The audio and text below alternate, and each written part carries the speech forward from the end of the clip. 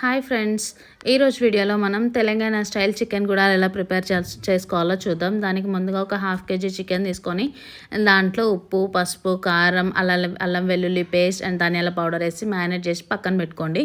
తర్వాత ఒక కడాయి పెట్టి ఆయిల్ వేసి ఉల్లిగడ్డలు, పచ్చిమిరపకాయలు అండ్ కొత్తిమీర వేసి దాన్ని కొంచెం పోపును ఫ్రై చేయండి. అలాగే గుడాలను కూడా పక్కన బాయిల్ చేసేసి రెడీగా పెట్టుకోండి.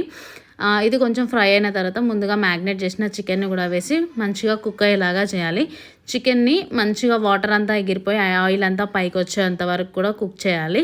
అది మంచిగా కుక్ అయిన తర్వాత ముందుగా మనం బాయిల్ చేసి పెట్టుకున్న గుడాలను కూడా ఈ చికెన్లో వేసి కొంచెం మసాలా పౌడరు అండ్ కొంచెం కొత్తిమీరని పైన వేసేసుకొని కలిపేసుకుంటే ఎంతో టేస్టీగా ఉండే తెలంగాణ స్టైల్ చికెన్ గుడాలు రెడీ. మీకు కూడా ఈ రెసిపీ ముందే తెలుసా లేదా ఇదే ఫస్ట్ టైం చూస్తున్నారా? ఒకవేళ ఫస్ట్ టైం అయితే మీరు కూడా మీ ఇంట్లో ఈ రెసిపీని ట్రై చేసి ఎలా వచ్చిందో టేస్ట్ కామెంట్ చేయండి. అండ్ అలాగే don't forget to subscribe to